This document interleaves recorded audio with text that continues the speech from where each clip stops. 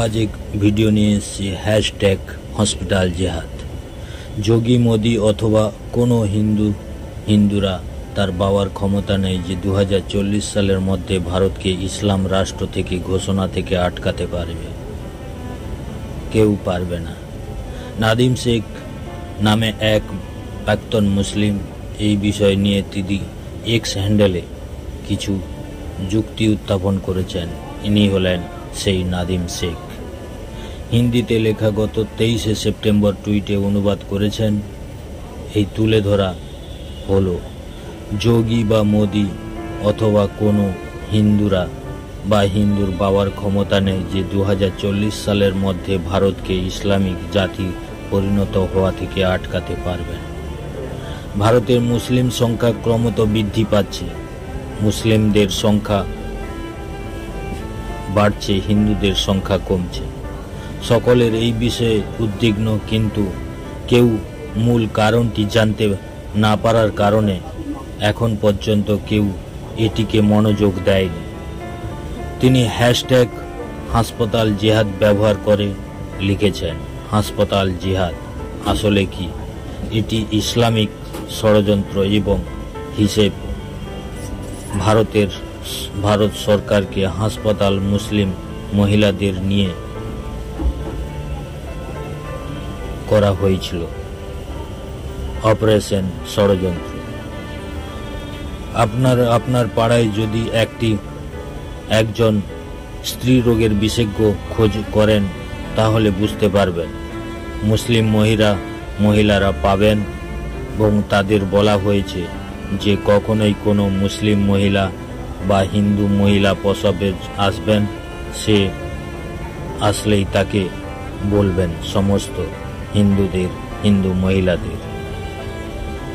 আপনাকে বলেই কখনো স্বাভাবিকভাবে প্রসব করানো উচিত নয়, তাদের সিজার বা অপারেশন করা উচিত, এবং তাদের ভয় দেখানো হয় যে তাদের আরেকটি সন্তান যেন না হয় তার জন্য চেষ্টা করা হয়, নিলে তাদের জীবনের ঝুঁকির মধ্যে পড়বে।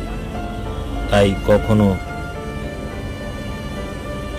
তারা দেখতে পাচ্ছে যে 99% মহিলা হিন্দুরা অপারেশন করানো হয়, যদিও 99% মুসলিম মহিলারা স্বাভাবিকভাবে প্রসব হয়।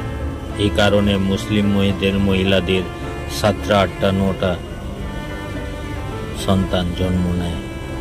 অন্যদিকে হিন্দু মহিলারা তাদের জীবনের ঝুঁকি ভয়ে একটা বা দুটি সন্তানই নেয়। আমি এটা বুঝতে পারছি, তিনি লিখেছেন। গ্রামের মহিলাদের আরো দুর্দশা খারাপ। এই জিহাদি প্রথম সন্তান অস্ত্রোপচারের সময় জরায়ু কেটে দেয়, আর গ্রামবাসীদের সন্তুষ্ট বিশ্বাস করে যে ঈশ্বর তাদের একটা সন্তান মাত্র জন্ম দেওয়ার জন্য হয়েছে, কারণ তারা দরিদ্র, আর কোনো পরীক্ষা করায় না। এমনকি যদি বহু বছর পরে আল্ট্রাসাউন্ড করায়, কেউ বুঝতেই পারবে না যে তার জরায়ু কেটেছে বা অপারেশন হয়েছিল। এই জিহাদিরা আরেকটি পদ্ধতি ব্যবহার করে। প্রসবের পর একটি তামার টিপ প্রবেশ করানো হয়, তারপর ওনার স্বাক্ষর বা বৃদ্ধাঙ্গুলের ছাপ নিয়ে সরকারের কাছ থেকে টাকাও তুলে নেয়। ফলস্বরূপ মহিলাদের ভয়াবহ ব্যথার ভোগ করেন, রক্তপাত, মানসিক বা অনিয়ম,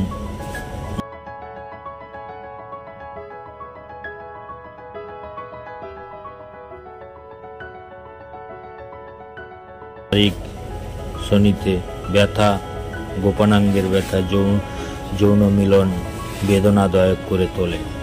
এতই মহিলারা তাদের স্বামীদের থেকে নিজেকে দূরে সরিয়ে রাখতে শুরু করে। এর ফলে অনেক ঘর ভেঙেও যায়। এই দরিদ্র মহিলাদের আর তাদের পুত্রবধূদের নাতিদের আরোগ্যের জন্য প্রার্থনা করছে, এবং এই সব ডাক্তারের কাছে বা ডাক্তারনির কাছে আসে। এরা কোনো ডাক্তার ভগবান নয়, এরা সন্ত্রাসবাদী এবং স্লিপার সেল ক্রমাগত কাজ করেই চলেছে জিহাদিদের তবে আজকে আমি আপনাদের বলবো, আমার হিন্দু ভাইদের বা মা বোনেদের বলবো, যে আপনাদের ডাক্তার যদি দেখানো হয়, নিজের ধর্মের লোকের কাছে যাবেন, কোনো অন্য ধর্মের লোকের কাছে যাবেন না।